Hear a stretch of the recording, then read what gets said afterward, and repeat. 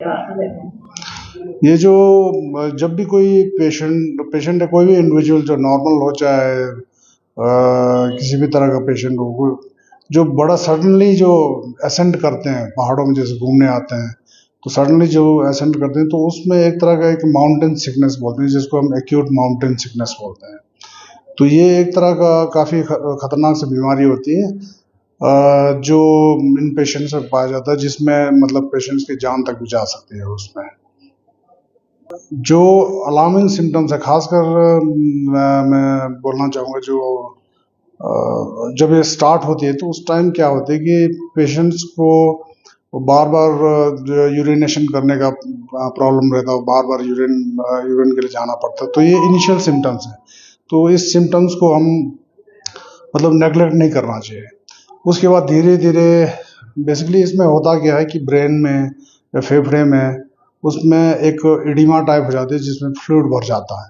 जिसके कारण पेशेंट को ड्राउजीनेस हो सकती है, उल्टियाँ हो सकती है, सांस लेने में तकलीफ हो सकती है, और सडनली ऑक्सीजन का जो लेवल है वो डाउन जा सकता है और कोमा में जा सकता है पेशेंट। ये जितने भी टूरिस्ट खासकर मैदानी इलाकों से जो आते हैं, तो इनको थोड़ा सा ये समझ लेना पड़ेगा कि जो आप हाई एल्टीट्यूड्स में जहाँ जाते हैं तो सडन असेंट नहीं करना है, क्योंकि अगर आप सडनली असेंट करते हैं कि आप 1100-1200 फीट सेम डे में असेंट करके बैठ गए, तो ये बहुत ही खतरनाक हो सकता है। इसलिए क्या है कि धीरे धीरे असेंट करने हैं कि 2-3 दिन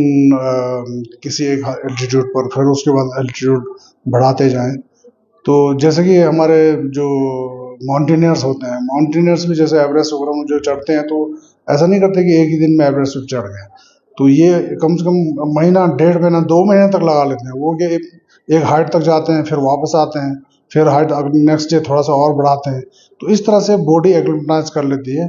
और इससे माउंटेन सिकनेस होने के चांसेस कम होते हैं। इसमें ऐसा इसमें ऐसे दवाई ऐसा कुछ नहीं होती है। तो इमीडिएट एक्शन जो होना चाहिए वो है कि जितनी जल्दी उस आदमी को लोअर हाइट में पहुंचा दिया जाए, और ऑक्सीजन जो सप्लीमेंटेशन जो मोस्टली हॉस्पिटल्स में होते हैं, वो उसको ऑक्सीजन सपोर्ट देकर उसको जल्दी से जल्दी लो हार्ट में पहुंचाएंगे, तो पेशेंट मतलब ठीक हो सकता है। इसमें जैसे मैंने बताया था कि इसके जो सिम्टम्स हैं, जो आपको जो फ्रीक्वेंसी ऑफ यूरिनेशन जो अगर ज़्यादा रहती है, तो उस समय ये असेंट नहीं करना है। उस समय ये है कि आपको ऑब्जर्वेशन में रहना है, या फिर लोअर हार्ट में आपको शिफ्ट होना है, क्योंकि उसको अगर क्रॉस कर जाएंगे तो फिर कोमा हो सकता है, फिर जो लंग्स में एडिमा हो सकती है, जिसके कारण मतलब एक लाइफ थ्रेटनिंग कंडीशन में बदल सकता है वो। प्रशासनिक तौर पर तो हम कह सकते हैं कि वैसे तो जो वेस्टर्न कंट्रीज वगैरह में एयर एम्बुलेंसेस वगैरह होते हैं, जो ड्रेस्टिकली पेशेंट को उसको शिफ्ट कर देते हैं। तो हमारे पास जो भी अवेलेबल मेजर्स हैं, तो उसमें ये है कि एम्बुलेंसेस यही है, तो वो अगर जहाँ भी अवेलेबल हो तो उसको हम यूज़ करके फटाफट इसको लोअर हार्ट में पेशेंट को लाएंगे, तो फिर पेशेंट एब्सोल्युटली ठीक हो जाता है।